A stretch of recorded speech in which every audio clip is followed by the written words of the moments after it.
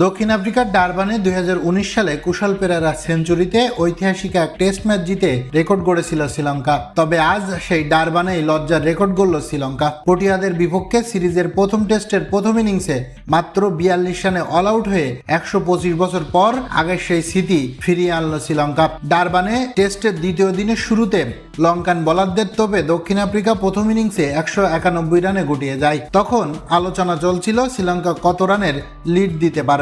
তবে ঘণ্টাখানেক পর উল্টো দক্ষিণ আফ্রিকায় 149 রানের লিড পেয়ে যায়, যেটা কেউই ভাবতে পারেনি। কারণ শ্রীলঙ্কা নিজেদের প্রথম ইনিংসে 13 ওভার 5 বল খেলতেই 42 রানে অল আউট হয়ে যায়।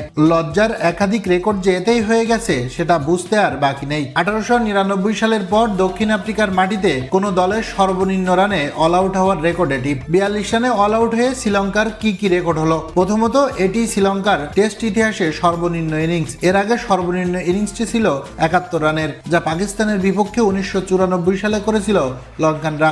ডারবানে শ্রীলঙ্কার 42 রানই দক্ষিণ আফ্রিকার বিপক্ষে টেস্ট খেলুড়ে কোনো দেশের সর্বনিম্ন ইনিংস। এর আগে 2013 সালে কেপটাউনে নিউজিল্যান্ড 45 রানে অল আউট হয়েছিল। এছাড়াও একটা রেকর্ডে দক্ষিণ আফ্রিকার পরের জায়গাটি দখল করে নিয়েছে শ্রীলঙ্কা। টেস্টে সবচেয়ে কম বল খেলে কোনো দলের অল আউট হওয়ার দ্বিতীয় সর্বনিম্ন রানের রেকর্ড এটি। শ্রীলঙ্কার ইনিংসের স্থায়িত্ব ছিল 83 বল, যেটা 1924 সালে মাত্র 75 বলে 30 রানে অল আউট হয়েছিল দক্ষিণ আফ্রিকা, যা এখনো কম বল খেলে অল আউট হওয়ার সর্বনিম্ন রেকর্ড। তবে এদিন সর্বনিম্ন রানে অল আউট হওয়ার লজ্জার কীর্তি থেকে এশিয়ান দেশের মধ্যে এখনো শীর্ষস্থান ধরে রেখেছে ভারত। মাত্র 6 রানের জন্য তাদের মুক্তি মেলেনি। কারণ 2020 সালে 147 বছরের টেস্ট ক্রিকেটের ইতিহাসে এশিয়ানদের মধ্যে সর্বনিম্ন রানের রেকর্ড গড়েছিল ভারত। অ্যাডিলেডে তারা অস্ট্রেলিয়ার বিপক্ষে মাত্র 36 রানেই অল আউট হয়েছিল।